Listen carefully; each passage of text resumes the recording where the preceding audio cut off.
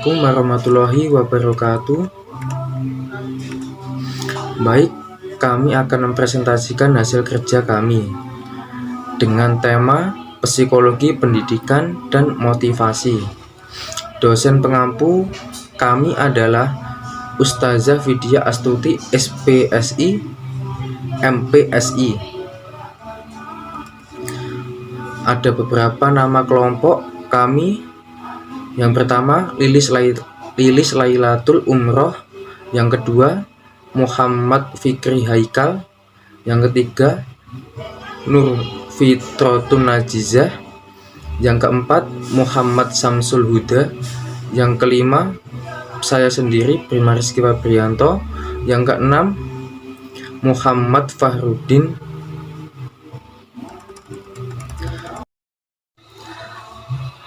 Baik, selanjutnya adalah membahas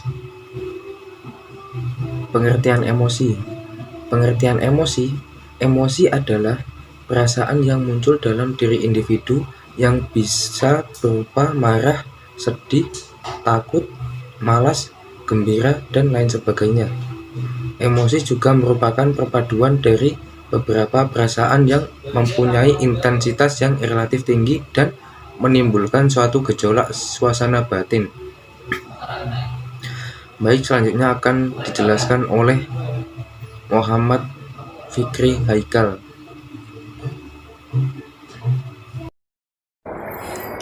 Nama saya Muhammad Fikri Haikal. Baik, yang selanjutnya saya akan menjelaskan tentang sumber perasaan emosi. Emosi hadir dalam dua bentuk. Yang pertama adalah tone emosional atau latar belakang yang relatif bertahan lama dan mewarnai suatu penampilan. Ini juga biasa disebut dengan mood. Tentunya semua sudah tahu ya, mood itu kadang merasa senang dan siap menghadapi tantangan kehidupan, namun kadang juga merasa tidak senang dan tertekan dalam menghadapi tantangan kehidupan tanpa adanya alasan yang jelas. Nah, untuk bentuk yang kedua adalah emosi spesifik dari kegembiraan, kemarahan, ketakutan, dan sebagainya yang dipicu oleh situasi spesifik yang ditemui. Sebaliknya dengan mood, seseorang dapat membuat generalisasi tentang situasi yang lebih berhubungan dengan perasaan-perasaan emosional yang spesifik dan singkat. Situasi yang membawa perasaan senang, takut, dan cemas. Dalam emosi memiliki beberapa komponen, antara lain komponen yang pertama ialah expression. Biasanya dapat dilihat dari ekspresinya. Nah, orang yang sedang beremosi itu dapat dilihat dari ekspresinya. Contoh seperti orang yang gembira itu akan tersenyum. Orang yang sedih mungkin akan diam, cemberut gitu. Nah, untuk yang komponen yang kedua itu adalah physiological change atau emosi yang menimbulkan perubahan fisiologis yang permanen. Maksudnya menimbulkan perubahan fisiologis yang permanen itu yaitu menimbulkan perubahan pada fisik seseorang dari ujung rambut sampai ujung kaki yang dikarenakan emosi itu sendiri. Contoh seperti orang yang stres akan tumbuh uban pada rambutnya, atau orang yang sering tertawa itu mungkin akan muncul keriput di area sekitar mata. Nah, seperti itulah physiological change atau perubahan fisik permanen. Kemudian komponen yang ketiga yaitu subjective state, emosi yang biasanya diikuti oleh perasaan takut, cemas, atau bergairah. Ini keadaannya subjektif.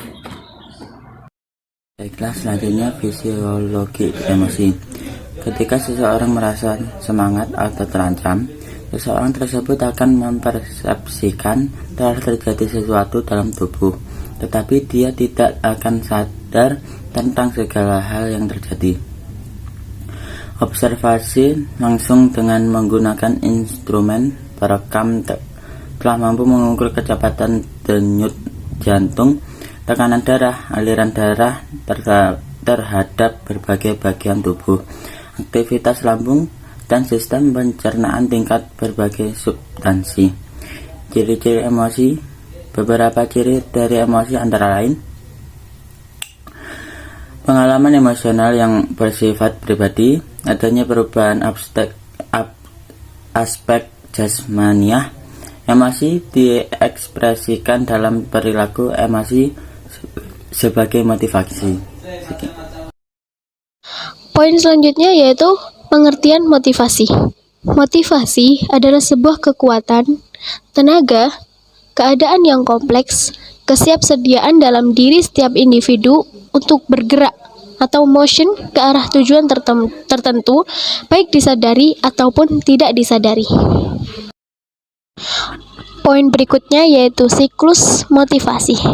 Motivasi memiliki 3 aspek, yaitu yang pertama, keadaan yang mendorong, yang ada dalam organisme yang muncul karena adanya kebutuhan tubuh, stimulus lingkungan, atau kejadian mental seperti berpikir dan ingatan.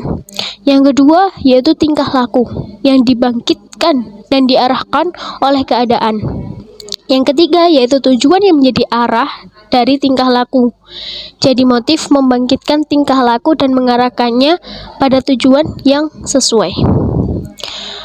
Siklus motivasi dengan basis biologis antara lain yaitu yang pertama, pada tahap pertama, keadaan yang mendorong, yang bisa disebut drive. Istilah ini sering digunakan saat keadaan motif memiliki dasar biologis atau fisiologis. Pada tahap kedua, yaitu tingkah laku yang ditimbulkan oleh adanya drive. Yang terakhir, yaitu tingkah laku organisme, diarahkan pada tahap ketiga dari siklus motivasional, yaitu mencapai tujuan. G. Sumber motivasi. Sumber motivasi dapat dikelompokkan menjadi 2, yaitu 1. Intrinsik, berasal dari dalam individu. Suatu perilaku dikategorikan didasari motivasi intrinsik bila alasan perilaku tersebut berhubungan langsung dengan fungsi perilaku. 2. Ekstrinsik, berasal dari luar individu. Suatu perilaku dikategorikan didasari motivasi ekstrinsik bila alasan dari perilaku tersebut tidak berhubungan langsung dengan fungsi perilaku. H. Penggolongan macam-macam motivasi. 1. Motivasi primer atau motivasi dasar. Motivasi ini bersifat instingtif dan tidak dipelajari. Sering disebut sebagai drive atau dorongan. Motivasi yang tergolong dorongan antara lain: A. Dorongan fisiologis, sumbernya adalah kebutuhan organis. B. Dorongan umum, motif ini berhubungan dengan lingkungan. 2. Motivasi sekunder. Motivasi ini berkembang dalam diri individu karena pengalaman dan dipelajari. Demikian presentasi dari kelompok kami. Apabila ada kurang lebihnya, kami mohon maaf yang sebesar-besarnya. Wassalamualaikum warahmatullahi wabarakatuh.